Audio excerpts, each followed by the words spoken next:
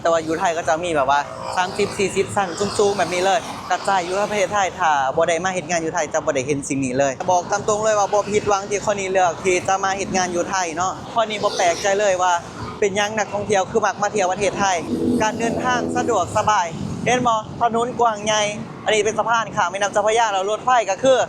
มีรถไฟฟ้า BTS MRT รถไฟแบบหลายบอนเลยทุกคนมีหลายสายเลยประเทศไทยเที่ยวแบบสไตล์ชีวิตบ้านเราเนาะหลังเลิกงานคนนี้เองก็เป็นคนที่แบบว่าบ่ค่อยมีเวลาเนาะบอกตามตรงเลยสบายดีพี่น้องปองไปมื้อสุขคนเนาะยินดีต้อนรับเข้าสู่ช่องคณีชาแนลหรือว่าคณีบ้านเราเด้อมื้อนี้คนนี้ก็เลิกงานแล้วเนาะก็เลยว่าเลิกงานแล้วทุกคนคนนี้เป็นคนที่มักเล่นมักเที่ยวเนาะแต่ว่าโดยปกติเฮาเฮ็ดงานเกือบทุกมื้อหยุดแต่วันอาทิตย์คนนี้ก็เลยเสียมาแบบพาไปเล่นไปเที่ยวหลังชีวิตเลิกงานเนาะของคนนี้บ้านเราว่าเวลาไปเล่นไปเที่ยวคนนี้เฮ็ดแนวใดโดยวิธีเดินทางก็เลยเดินทางด้วยรถไฟฟ้าเนาะเพราะว่ารถไฟฟ้าประหยัดที่สุดพี่น้องมื้อนี้ก็คือสิพาไปลินชมวิวแม่น้ำเจ้าพระยาคนนี้จะพานั่งรถไฟฟ้า BTS เนาะจากสถานีบางหว่าไปลงอยู่ที่สถานีตากสินพี่น้องไปลงอยู่ที่สถานีตากสินเพราะว่าสถานีนั้นอยู่ติดกับแม่น้ำเจ้าพระยาคนนี้จะพาทุกคนไปชมวิวแม่น้ำเจ้าพระยาตอนเย็นๆเนาะทุกคนแล้วคนนี้เองก็อยากรีวิวรถไฟฟ้าเมืองไทยนำมาเบิ่งนำกันเนาะทุกคนเดี๋ยวคนนี้จะพามาสื่อตัวรถไฟฟ้า BTS เนาะมาเบิ่งว่าตัวจากสถานีบางหว่าไปสถานีตากสินเนาะว่าค่ารถที่จักบาทเนาะทุกคนเดี๋ยวเราหาคิวกันเลยไปสถานีตากสินครับสแกนนะครับเดี๋ยวสแกนด้านหน้าเลยค่ะอันนี้บางผิดนะคะขอบคุณค่ะเดี๋ยวผู้โดยสารไปบัตรถามรอที่ชั้นบนนะคะ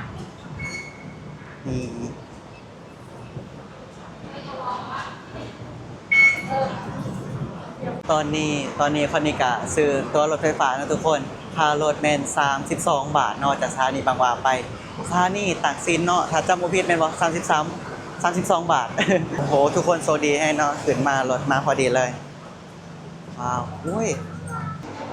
ว้าวทุกคนเบิ่งขบวนนี้ป้าพี่น้องทุกคนพี่น้องคนนี้เข้ามาเนาะอยู่ในขบวนรถไฟฟ้าขบวนนี้บ่คือหมู่แม้เพราะว่าเป็นขบวนที่งามแฮงเนาะเบิ่งคันนี้ใส่เบิ่ง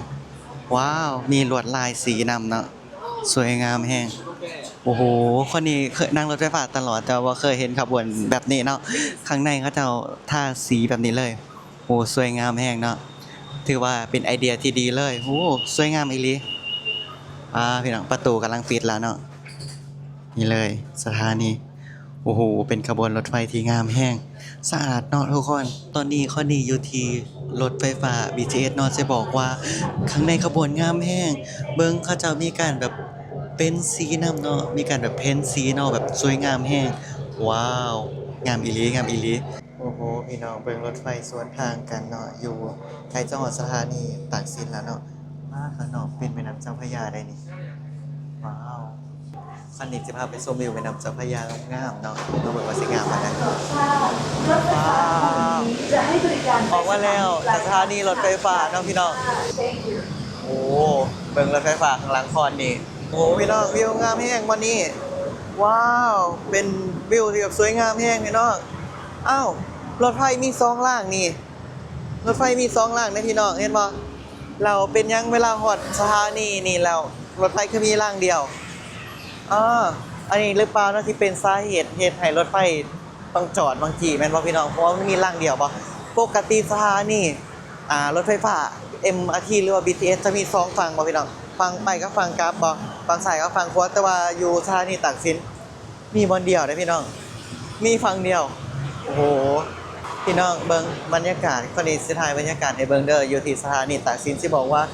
งามแฮงพี่น้องอีกอย่างเป็นสถานีที่อยู่ใกล้กับแม่น้ำเจ้าพระยานำเนาะโอ้โหเบิ่งเฮาได้อยู่ใกล้รถไฟฟ้าแบบใกล้ชิดแบบนี้เลยพี่น้องว้าวสุดยอดแฮงลิสถานีนี่คนนี้มากแฮงพี่น้องมื้อนี้ทุกคนก็คือยืนอยู่ใกล้ๆรถไฟฟ้าแบบนี้เลยเนาะว้าวพี่น้องมึงในวิวบรรยากาศตอนเย็นกำลังงามแฮงนี่แหละสิ่งที่คนอยากออกมาเที่ยวก็คือคนนี้บ่ค่อยมีเวลาเนาะคนนี้ก็เลยต้องมาเวลาเลิกงานเบิ่งพี่น้องอันนี้เป็นสะพานของรถไฟฟ้าอีกฝั่งนึงเป็นสะพานของรถเนาะอีกฝั่งนึงก็เป็นข้ามไปอีกฝั่งนึงโอ้โหวิวสวยงามแฮงบ่คือสถานีบ่อนอื่นเพราะว่ามีฝั่งเดียวพี่น้องปกติสถานีรถไฟฟ้าจะมี2ฝั่งโอ้คนลงหลายแฮงพี่น้องเดี๋ยวคนนี้จะถ่ายวิวตอนที่ว่ารถไฟวิ่งพี่น้อง วันนี้จะถ่ายรถไฟวิ่งให้เบิ่งนี่รถไฟตักซ้ายนี่ตักสินวิ่งไปฟังมูลจ้าวิ่งข้ามแม่น้ำเจ้าพระยาไปเลยโอ้โหวิ่งแบบนี้เลยนะอุ้ยเสียงดังๆนี่เนาะสะเทือนมาหอดคอนเลยว้าวงามเองเห็นบ่พี่น้องอยู่สถานีสะพานตักสินบ่คือสถานีอื่นเพราะว่ายังเพราะว่ารถไฟวิ่งแบบนี้เลยมาสองฝั่งก็คือวิ่งอยู่รางเดียวเลยสุดยอดแน่พี่น้องประเทศไทยไปตอนนี้เดี๋ยวคอนสิพาไปถ่ายรูปอยู่สะพานตักสินมาเบิ่งวิวแม่น้ำเจ้าพระยาของกรุงเทพว่าสิงามปานใดตอนนี้เริ่มสิอยากไปแล้วพี่น้องไปคนนี้เคยเห็นแต่ในรีวิวเดี๋ยววันนี้สิพาพี่น้องไปเบิ่งน้ำกันเที่ยวสไตล์บ้านลาวหลังเลิกงานเนาะโอ้เบิ่งแนกต่างๆมาพี่น้องเดี๋ยวคนนี้จะพาไปขึ้นตัวรถไฟฟ้ากันเนาะเบิ่งนักท่องเที่ยวหลายๆอันนี้คีย์การ์ดถ้าต้องได้ขึ้นทุกครั้งอยู่แล้วเนาะเดี๋ยวคนนี้มาขึ้นกันเลยว้าวเปิดให้อัตโนมัติเลยเห็นบ่พี่น้องเวลาที่เราออกมาจากสถานีแล้วเนาะคนนี้จะพาไปสะพานตากสินบอนชมวิวก็คือออกประตู1ให้ทุกคนออกมาจากสถานีแล้วออกประตู1เลยเนาะแต่สิมีทางออกแบบนี้นี่พี่น้องเห็นบ่อยู่ข้างล่างสะพานรถไฟฟ้าอุ้ยเสียงดังแฮงเป็นเขื่อนเก็บน้ำบ่หรือว่าเป็นอีหยังนี่เขาจะเอิ้นพายบ่ภาษาลาวเอิ้นพายอยู่นี่จะเอิ้นที่กันน้ำบ่พี่น้องมื้อเนี้ยเป็นคลองเอาเป็นคลองเนาะอยู่ไทยเขาเอิ้นคลองกันมีแนวกันน้ำเนาะจากคลองก่อนที่จะไหลออกแม่น้ำเจ้าพระยาแบบนี้เลยโอ้เบิ่งสะพานบ้านเขาเจ้าอยู่บ่นี้จะมีท่าเรือตักสินนะพี่น้องเดี๋ยวคนนี้จะพานางไปเที่ยวรอบหน้าเดี๋ยวคนนี้จะพานางไปเที่ยวอีหยังเขาจะเอิ้นเอเชียทิดเนาะโอ้ลงมาอยู่นี่คนหลายเด้อพี่น้องนี่เป็นบ่สะพาน3สะพานเลยซ้อนกันพี่น้องโอ้เดี๋ยวคนนี้จะพาขึ้นไปชมวิวข้างล่างข้างล่างก็แล้วอยู่ข้างบนเนาะของบนสะพานตากสินข้อนี้บ่แน่ใจว่า3อันนี้อันใดสะพานตากสินอันใดพี่น้องไผฮู้เนี่ย3อันอันนี้เป็นร่างของ BTS เนาะอันนี้ก็เป็นถนนอันนี้ก็เป็นถนนสะพานข้ามเนาะนี่2สะพานแล้วอันนี้เป็นสะพานตากสินนี่ตอนนี้ข้อนี้ลงมาจากรถไฟฟ้าBTS แล้วเนาะพี่น้องจะพาขึ้นไปสะพานตากสินต่อเลยนะไปชมวิวกันย่างลงมาจาก BTS ปุ๊บนี่อยู่ข้างหน้าก็จะเป็นทางขึ้นสะพานแบบนี้เลยนี่พี่น้องย่างมาปุ๊บเนาะทางขึ้นสะพานจะเป็นแบบนี้เลยตอนนี้คนยืนอยู่ใต้สะพานสิบอกว่าสะพานใหญ่ๆคนนี้เห็นคนย่างขึ้นไปอยู่นะพี่น้องนำมาเบิ่งว่าข้างบนวิวสวยงามบ่โอ้เห็นมอรถไฟฟ้าวิ่งอยู่รถไฟฟ้าวิ่งพี่น้องเห็นรถไฟฟ้าวิ่งนำอันนี้ขึ้นฟรีนะบ่ได้เสียเงินท่าเรือสาทรไม่ได้ปล่อยเรือให้นะ2 คนแล้วด้วยอันนี้ก็เป็นท่าเรือคือกันพี่น้องโอ้โหบ่นี้เห็นไอคอนสยามนำเห็นว่าพี่น้องโอ้ตอนนี้คนนี้ยังขึ้นมาอยู่สะพานตากสินสิบอกว่าสูงพี่น้องบันไดขึ้น3-4โค้งยังบ่ฮอดอยู่สูงประมาณเท่ากับตึกกี่ชั้นนี่3-4ชั้นได้นี่ถ้าเป็นบ้านเฮานี่โอ้โหสะพานอยู่ใกล้ชิดแบบนี้เลยทุกคนโอ้โหสุดยอดสะพานไปเดี๋ยวขึ้นไปชมวิวกันเถอะคนนี้บอกเลยว่างามแฮงแม่นพี่น้องอันนี้บ่สะพานตากสินแม่นบ่ว้าวบ่ฮู้มันมี3อันบ่ฮู้ว่าอันใดสะพานตากสินกันแน่โอ้โหอันนี้แค่วิวขึ้นมาข้างบนโอ้วิวอีกฝั่งนึงว้าวขึ้นมาแล้วโอ้ว้าวงามแฮงโอ้โหพี่น้องวิวอยู่สะพานตากสินคนนี้สิบอกว่าไผวางให้มาเลย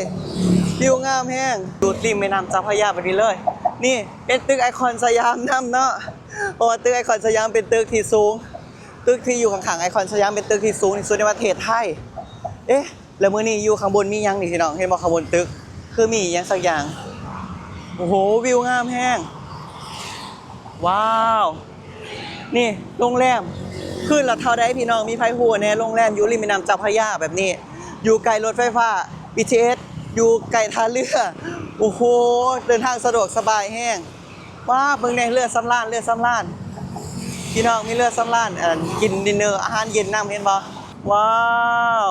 กรุงเทพประเทศไทยมันดีแบบนี้เนาะทุกคนโอ้พี่น้องเบิ่ง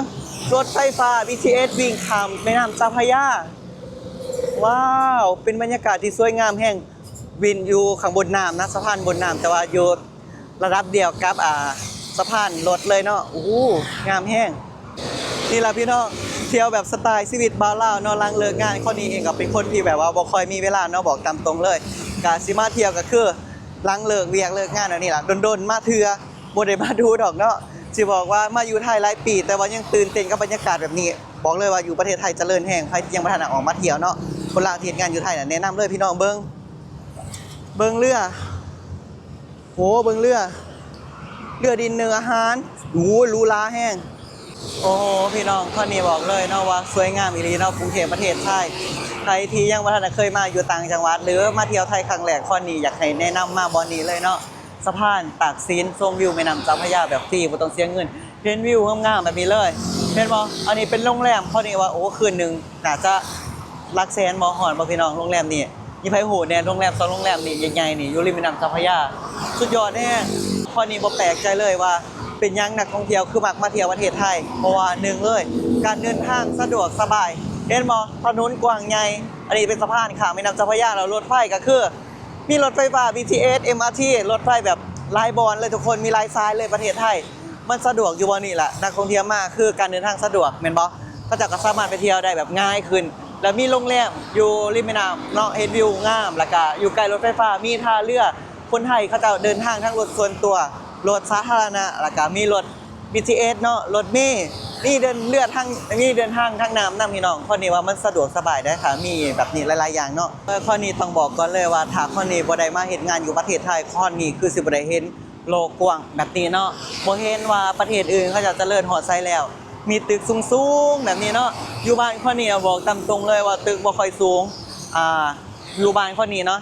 สูงสุดกับประมาณแบบว่า 4-5 ชั้นแบบนี้นะแต่ว่าอยู่ไทยก็จะมีแบบว่า